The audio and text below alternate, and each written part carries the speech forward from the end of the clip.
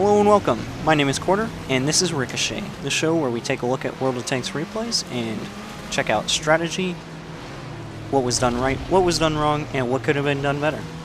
In this episode, the first episode of course, I am in my ELC AMX, and I decided to go off to the west at the start here to support this Cromwell and the T-34-1. VK shows up, I do not have time to get a shot on him. Not sure what I was thinking right here. I guess I thought I was just going to keep him proximity spotted just in case he tried to back up. But the Cromwell and the T-34-1 ended up pushing the corner, and this VK does not last long at all. There he goes. T-29 takes him out from the center of the map.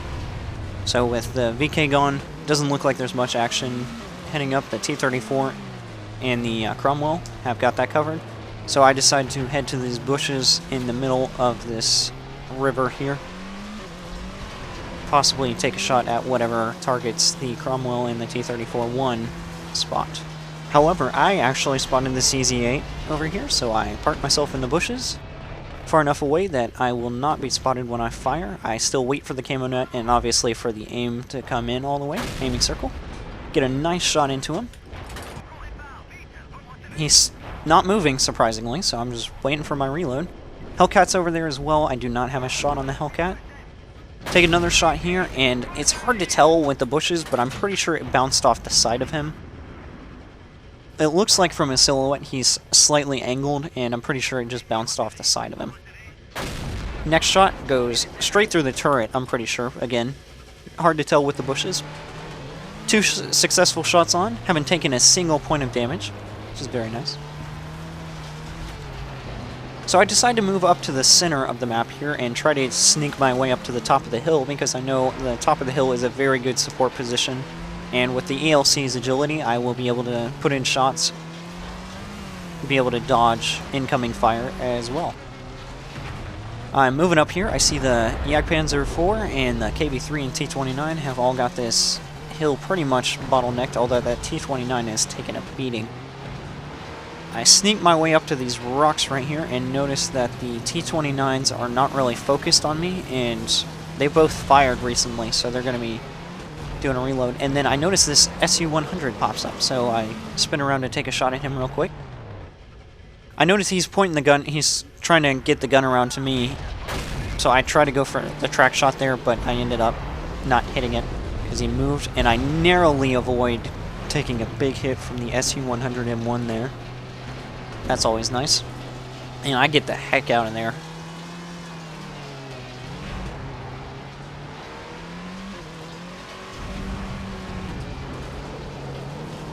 So I come around to the side of the hill hoping I can get a shot in at one of these, either the SUs or the KB3 there. I gotta pull over the ridge a little bit so my gun depression, or lack thereof, isn't a problem. So obviously if I fire from this position I am going to be spotted. I was hoping the SU-100 would come around the corner right there, but he doesn't end up doing it. But the 152 noses up, and I put a shot into him, set him on fire for some bonus damage. And right here, I backed up into the rock, and instead of getting the heck out of there, I just took the shot from the SU-100. Luckily, my tracks ate it, but I didn't end up repairing my tracks because I was kind of freaking out there a little bit. So I ended up taking a big hit from the SU-100. There goes half my health. But they ended up taking him out, and the 152 only has 37 health left, so I figure, alright, my team's got him, so I'm going to go after those T-29s that were in the middle earlier. KV-1S has disappeared, so it's not really, I can't really do anything about it. There's not really any good angle to shoot at him from anyway. T-29, not expecting me at all. Aim a little bit and go for the engine shot here. Unfortunately, does not set him on fire. But it does get his attention, so he backs off. Takes a little bit of the pressure off our heavy in the center. I'm just waiting for my reload to come up now. Right here, before I noticed the T-29 disappear, I noticed his gun was pointing right there still. I'm not going to give him a chance to put any damage into me, especially not with the amazing agility of this tank. Right here, I kind of make a bit of a noobish mistake. Well, not the first shot. That was just unlucky. The tracks ate it. I was trying to go for this side of the hull because I know the T-29's hull is relatively weak compared to the turret. The second shot, I get unlucky. It hits the front of the...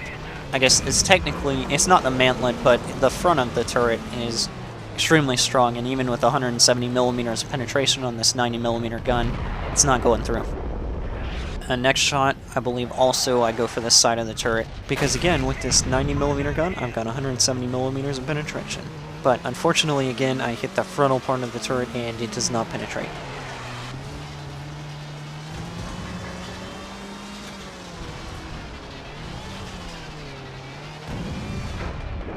I go for an engine shot on this T-29 and do actually set him on fire, but artillery destroys him before I get the kill.